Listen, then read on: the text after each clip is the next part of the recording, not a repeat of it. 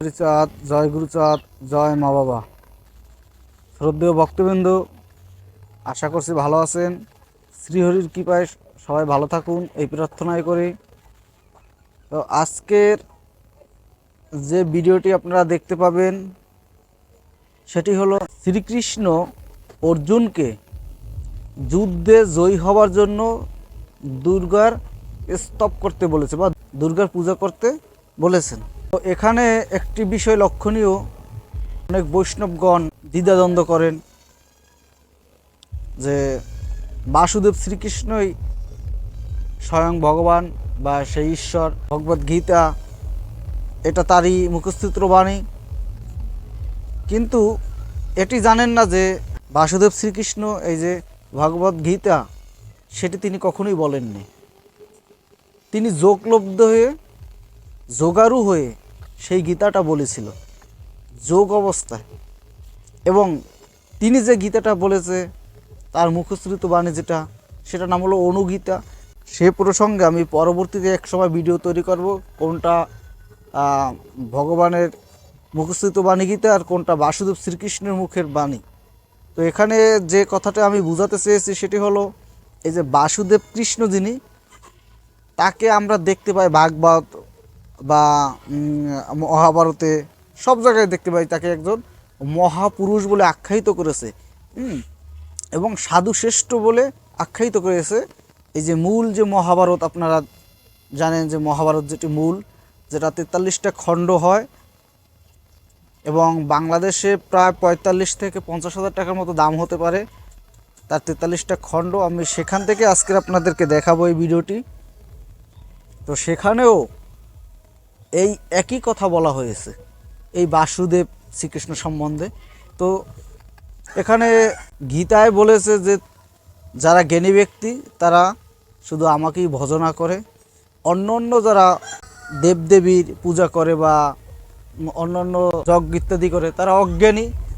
তাও আমারই পুজো হয় কিন্তু তারা অজ্ঞানী, তারা আমাকে প্রাপ্ত হয় না। তাহলে অর্জুন তো তার প্রিয় সখা, তাকে তো সঠিক জ্ঞান দেওয়ারই কথা, তাকে তো সঠিক পথ দেখানোর কথা, তাকে তো একথা বলতে পারে না। যেহেতু তিনি তার সাথে আছে, তার সাথে থেকে তাকে সঠিক পথ দেখায় জ্ঞান দান করতেছে, সেখানে তো দুর্গের স্তবের কথা এখানে বলার কোনো প্রশ্নই আসে না যে তুমি দুর্গের স্তব করো তাহলে তুমি যুদ্ধে জয়ী হতে পারবে। তাহলে এখানে কৃষ্ণকে কি দরকার? তাহলে এখানে সেই কৃষ্ণকে কোনো দরকারই নেই, কারণ তিনি যদি স্বয়ং হয় আরেকজনের কাছে তো যেতে বলার কোনো এখানে প্রসঙ্গ আসার কথা নয়। আর যদিও এসে থাকে, এটা যদি বলায় তাহলে এটা ব্রাহ্মণরা বলাইছে তার মুখ থেকে, কারণ এই দুর্গাপূজা প্রতিষ্ঠিত করার জন্য। কারণ আমরা জানি যারা এক ঈশ্বরবাদী, যারা ভগবানের চিন্তা চেতনা নিয়ে থাকি, সে শ্রীকৃষ্ণ হোক, শ্রী হরিচাঁদ ঠাকুর হোক, রাম হোক, একজনকেই ভজনা করতে হবে, একজনের চিন্তা করতে হবে। এটা ভাগবতেও পাই, গীতায়ও পাই, বা সমস্ত শাস্ত্রগ্রন্থে বেদে একজনেরই উপাসনা। তারপরও কেন এখানে আমরা সেই ভগবানের মুখ থেকে বলানো হলো যে অর্জুন তুমি যুদ্ধ জয়ী হওয়ার জন্য আগে যাইয়া ভদ্রকালীর বা দুর্গার স্তব করে তারপরে যুদ্ধ শুরু করো। কেন এ কথা বলবে? তিনি তো স্বয়ং স্বয়ং ওখানে হাজির তার সাথে, তাহলে তো একথা তাকে বলার কথা না। অনেকেই বলতে পারেন আরে বাবা তুমি এগুলো বুঝবো না, অত দূর যাইতে পারবো না, সে তো নিজের পরিচয় এখানে দিচ্ছে না। তা নিজের পরিচয় দিচ্ছে না, তাকে বিশ্বরূপ তো দেখা এলো পরে, পরে এতগুলা জ্ঞান দিল, এগুলা কি দরকার ছিল? তাহলে এটা প্রথম থেকেই তাকে বোঝানোর দরকার ছিল। যাই হোক, আমরা সে প্রসঙ্গে না যাই, আমরা দেখাবো এই যুদ্ধে জয়ী হওয়ার জন্য শ্রীকৃষ্ণ অর্জুনকে দুর্গার পূজা করতে বলছিল, দুর্গার স্তব করতে বলছে, এবং ভদ্রকালীর আমরা সেই প্রসঙ্গটা দেখব। তার আগে সবাইকে বলবো চ্যানেলটি লাইক করুন এবং সাবস্ক্রাইব করে বেল বাটনটি বাজিয়ে দিন। তো আমরা আজকে নিয়েছি মূল যে মহাভারতম, মহর্ষি শ্রীকৃষ্ণ দ্বৈপায়ন বেদব্যাস প্রণীতম, এটা হচ্ছে বিশ্বপর্বে 17 নম্বর পর্ব। এই গ্রন্থটি, এটা তো ইতিহাস গ্রন্থ নয়, শাস্ত্রও নয়, এটা ইতিহাস বলে মহাভারতকে। এটি অনুবাদ করেছে শ্রীমৎ হরিদাস সিদ্ধান্ত ভাগীশ ভট্টাচার্যেন। প্রণয়তা। এই গ্রন্থটি প্রকাশ করেছে বিশ্ববাণী প্রকাশনী, কলিকাতা 7,09,000 থেকে। এই মহাভারতটি আপনারা যারা পড়েছেন তারা অবশ্যই জানেন। এই যে হরিদাস সিদ্ধান্ত ভাগীশ উনি 21 বছর সাধনা করার পরে এই মহাভারত প্রথমে তিনি বাংলায় অনুবাদ করেন। আমরা দেখব 23 অধ্যায়, 23 অধ্যায় অর্থাৎ 23 অধ্যায় আমরা দেখব। এখানে আপনারা দেখুন, এখানে যে 23 অধ্যায়ের 2 নম্বর শ্লোক, শ্রী ভগবান উবাচ। এই মূল শ্লোক দেখে রাখুন, এই হলো 2 নম্বর শ্লোকের অনুবাদ। তো আমরা 1 নম্বর অনুবাদটা একটু দেখে নিই, তাহলে আমাদের সুবিধা হবে। সঞ্জয় কহিলেন, দুর্যোধনের সৈন্য যুদ্ধের জন্য উপস্থিত হইয়াছে দেখিয়া কৃষ্ণ অর্জুনের হিতের নিমিত্ত এই কথা বলিলেন। কি বলছে? কৃষ্ণ এখানে অর্জুনের হিত মানে মঙ্গলের জন্য তাকে বলছেন। দেখুন কি বলছে, কৃষ্ণ বলিলেন। এই 2 নম্বর অনুবাদ শুরু হলো, কৃষ্ণ বলিলেন, মহাবাহু অর্জুন, তুমি পবিত্র চিত্ত হইয়া যুদ্ধের অভিমুখে থাকিয়া শত্রুগণের পরাজয়ের জন্য দুর্গস্তব পাঠ করো। স্পষ্টভাবে কি বলছে, যে তুমি পবিত্র চিত্ত মানে পবিত্র মন হইয়া শত্রুগণের পরাজয়ের জন্য দুর্গের স্তব পাঠ করো। তাহলে এখানে সে যখন দুর্গাকে দেখাই দিয়েছে, স্বয়ং সৃষ্টিকর্তাকে তো দেখালো না। এই শ্রীকৃষ্ণ তিনিও দুর্গাকে পূজা করছে। রাসমণ্ডলে প্রথম পূজা করে কে? শ্রীকৃষ্ণ দুর্গাকে। দুর্গার প্রথম পূজা শ্রীকৃষ্ণই করে রাসমণ্ডলে। এটাও আছে, এটা আপনারা দেখতে চাইলে আমাকে কমেন্টে বলবেন, আমি দেখাবো যে এটা কোথায় আছে, কিভাবে আছে। এই দুর্গার পূজা কে প্রথম করে, কোথায় করে, সম্পূর্ণ ভিডিও আপনাদের কীভাবে শ্লোক সমেত দেখাই দেব।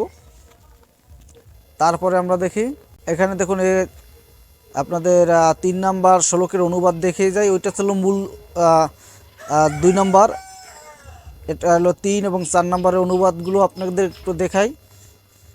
সঞ্জয় কহিলেন, বুদ্ধিমান কৃষ্ণ এইরূপ বলিলে পৃথানন্দন অর্জুন রথ হইতে সমরাঙ্গনে নামিয়া কীতাঞ্জলি হইয়া দুর্গস্তব পাঠ করিতে লাগিলেন।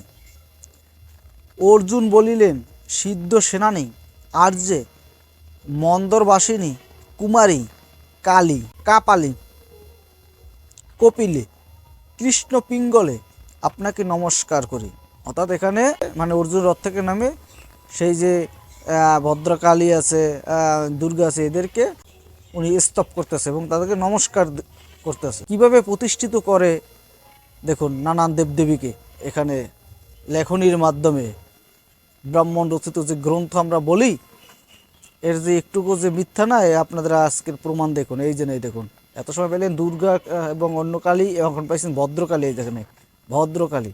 অর্থাৎ এখানে যেহেতু শ্রীকৃষ্ণ স্পষ্টভাবে বলল যে এই সব পুজো যারা করে তারা অজ্ঞানী লোক এবং মূর্খ লোকই নানান দেবদেবীর উপাসনা করে। বেদেও আমরা পাই একই কথা, বা উপনিষদেও আছে, অন্য অন্য শাস্ত্রেও আছে। তো আজকের এখানে আপনাদেরকে সেই শ্রীকৃষ্ণ বা তার মুখ থেকে 2 রকমের কথা বলে। দেখুন যে তুমি এই ভদ্রকালী দুর্গার এদের পূজা করো। যাই হোক, এখানে দেখুন এই ভদ্রকালী আপনাকে নমস্কার, মহাকালী আপনাকে নমস্কার, চণ্ডী চণ্ডে, তারিণী বর্বণিনী আপনাকে নমস্কার। এখন 6 নম্বর শ্লোকের অনুবাদ। কাত্যায়নী মহাভাগে বিজয়ে জয়ে শিকি পিচ্ছ ধ্বজ ধরে নানা ভরণ ভূষিতে আপনাকে নমস্কার। তারপরে দেখুন এখানে 7 নম্বর শ্লোকের অনুবাদ। মহাশূলাস্ত্রে খর্গ ষষ্ঠী দারিণী কৃষ্ণানুজে জগৎ প্রাচীনী নন্দ গোপকুলোদ্ভবে আপনাকে নমস্কার। 8 নম্বর শ্লোকের অনুবাদ দেখুন। সর্বদা মহিষ রক্তপ্রিয়ে কৌশিকী প্রীতবসনে অট্টহাসে কাকবদনে রণপ্রিয়ে আপনাকে নমস্কার। এরপরে দেখুন আমরা 12 নম্বর শ্লোকের অনুবাদ দেখব। জ্ঞানীরা আপনাকে সাহা সদা কলা কাষ্টা সরস্বতী বেদমাতা গায়ত্রী এবং উপনিষদ বলিয়া থাকেন। 13 নম্বর শ্লোকের অনুবাদ, মহাদেবী আমি পবিত্র চিত্তে আপনার স্তব করিলাম, সুতরাং আপনার অনুগ্রহে সমরাঙ্গনে সর্বদাই আমার জয় হোক। কি পেলেন যে এখানে তার কাছে প্রার্থনা করলো যে আমি যেন এই যুদ্ধে জয় হতে পারি, আপনি আমার মঙ্গল কামনা করুন। এরপরে 14 নম্বর, আপনি সর্বদাই ভক্তগণের জন্য মহারণ্যে, ভয়স্থানে, দুর্গম দেশে, ভক্তগণের গৃহে এবং পাতালে বাস করেন, আর যুদ্ধে দানবদিগকে জয় করিয়া থাকেন। শ্রদ্ধেয় ভক্তবৃন্দ, আপনারা দেখলেন আজকের যে শ্রীকৃষ্ণ এই যে মহাভারতের যে যুদ্ধ, সেই যুদ্ধে শ্রীকৃষ্ণ অর্জুনকে তিনি এই জ্ঞান দিলেন যে তুমি দুর্গা আর ভদ্রকালীর, কাত্যায়নী ইত্যাদি এদের উপাসনা করো, এদেরকে আগে পূজা করে আসো, এদের কাছ থেকে তুমি আশীর্বাদ নিয়ে আসো, তাহলে তুমি যুদ্ধে জয় হবে। যুদ্ধে জয় হওয়ার জন্য এদেরকে পূজা করো, স্তব করো। তো আমি এর পরবর্তী ভিডিও নিয়ে আসব যে শ্রীকৃষ্ণ কি সত্যি গীতা বলেছিল কিনা এবং তিনি কোন গীতা বলছেন। এই শ্রীমদ্ ভাগবত গীতা এটা কার বাণী এবং বাসুদেব শ্রীকৃষ্ণের মুখের বাণীর গীতা কোনটা, এ বিষয়ে আমি ভিডিও নিয়ে আসব। আপনারা যারা এখনও আমার আগের ভিডিওগুলো দেখেননি, তো আমি এখানে আই বাটনে এবং ভিডিও শেষে আপনারা সেই লিঙ্কগুলো দেখতে পাবেন, সেখান থেকে দেখে নেবেন। অনেক গুরুত্বপূর্ণ ভিডিও। আর আপনারা কোন বিষয়ের উপরে ভিডিও দেখতে চান কমেন্টে জানালে আমি সেগুলো করার চেষ্টা করব। নাম ঠিকানা সহ দিবেন। তো আজকের এই পর্যন্ত, সবাই ভালো থাকুন। জয় হরি বল।